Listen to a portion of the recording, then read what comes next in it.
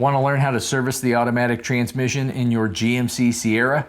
Chances are your Sierra is equipped with the GM4L60E automatic transmission. We recently produced a video on how to service the 4L60E.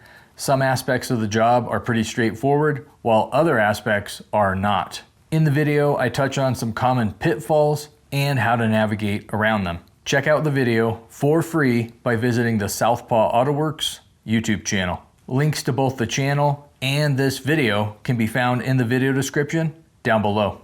My name's Robert, and I will see you over at Southpaw Autoworks. I work hard each and every day. I get lost in the words I say. I don't push pause, no I push play. I won't stop till I hear him say